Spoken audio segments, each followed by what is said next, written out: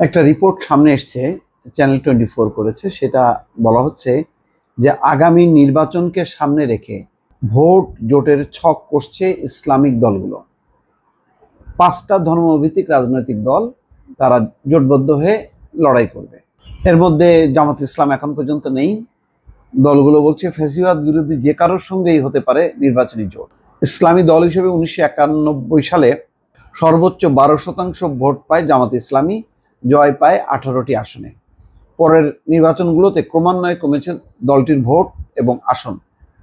ইসলামী দলগুলোর ভোটও ছিল সর্বোচ্চ 1 থেকে 2%-এর মধ্যে। পরিবর্তিত প্রেক্ষাপটে আগামী নির্বাচনকে সামনে রেখে নতুন করে সক্রিয় হয়েছে ধর্মভিত্তিক দলগুলো। মেলাচ্ছে ভোট জোটের হিসাব নিকাশ। এই লক্ষ্যে সম্প্রতি বৈঠক করেছে ইসলামী আন্দোলন বাংলাদেশ, জামিয়তে উলামায়ে ইসলাম, নিজাম ইসলাম এবং বাংলাদেশ খেলাফত মজলিস। সিদ্ধান্ত নেয় ঐক্যবদ্ধ নির্বাচন। কিন্তু এখন প্রশ্ন হচ্ছে যে নির্বাচন কবে, ভোট কবে, এইটার তো কোনো ঠিক নেই। একটা অনিশ্চিত দিন তারিখ, যে ডিসেম্বর থেকে জুন এইরকম সময় ধরে কোনো নির্বাচনী প্রস্তুতি কেউ নিতে পারে না। তারপরেও রাজনৈতিক দলগুলো কিন্তু ভেতরে ভেতরে প্রস্তুতি নিতে শুরু করেছে।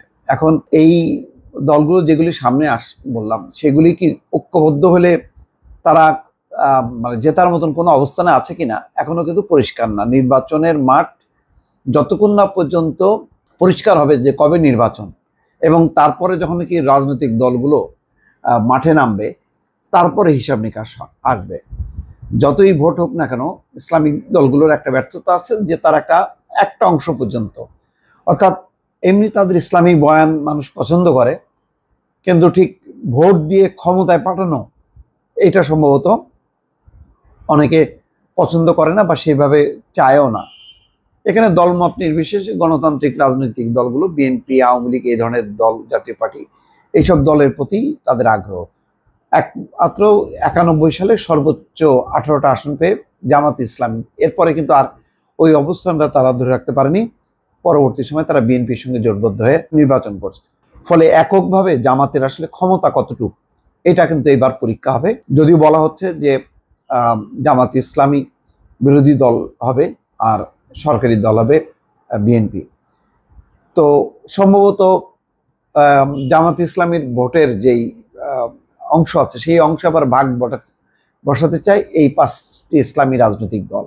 তবে এখন 5টি দল যাই জোট করুক না কেন, নির্বাচন আস্তে আস্তে কিন্তু এই জোটের এই কাঠামোটা থাকবে না।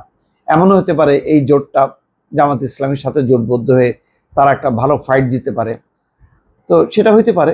কিন্তু কথা হলো যে ইসলামী আন্দোলন বাংলাদেশের মুফতি সৈয়দ মোহাম্মদ রেজাউল করিম বলছেন, দীর্ঘ 15 বছর দেখছি আমরা বারবার ব্যবহৃত হচ্ছি, এবার আমরা একত্রিত হয়ে নির্বাচনী একটি সমঝোতা করতে চাই, যাতে নির্বাচনে ভোট কেন্দ্রে ইসলামের পক্ষে একটি বাক্স পাঠাতে পারি। এই লক্ষ্যে কাজ করছি, লক্ষ্যে পৌঁছার ক্ষেত্রেও তৈরি করছি। এই যে ইসলামের পক্ষে একটা ভোট কেন্দ্র, এটাও কিন্তু একটা সাম্প্রদায়িক এক ধরনের কথা, যে ইসলামের পক্ষে মানে কি, তাহলে কি বিএনপি কি ইসলামের পক্ষে না? এই প্রশ্নগুলো কিন্তু আসছে। সবচেয়ে বড় কথা হলো যে এই জোটগুলো এখনো পর্যন্ত তারা কি সরকারের কাছে বলেছে যে কবে তারা নির্বাচন চায়? আগে তো নির্বাচনের দিন তারিখটা ঠিক হইতে হবে, তারপরে না জোট। কিন্তু এখন পর্যন্ত কিন্তু সেরকম কোনো আওয়াজ নেই। কিন্তু ভেতরে ভেতরে ইসলামী দলগুলো, ধর্মভিত্তিক ইসলামী রাজনৈতিক দলগুলো তারা জোট করার চেষ্টা করছে। তো করুক, সমস্যা নেই। ভোটের অনেক হিসাব নিকাশ এখন যেটা করা হচ্ছে, আমি নিশ্চিত ভোটের যখন দিন তারিখ ঠিক হবে, এই হিসাবটা তখন আর থাকবে না। তখন অন্যরকম হিসাব, সব কিছু উল্টে যাবে। কেমন হবে? ভিন্ন একটি আওয়ামী লীগের অনুপস্থিতিতে একটা ভোটের যে ভিন্ন একটা চিত্র, এটা দেখা যাবে। দর্শক ভালো থাকবেন, আল্লাহ হাফেজ।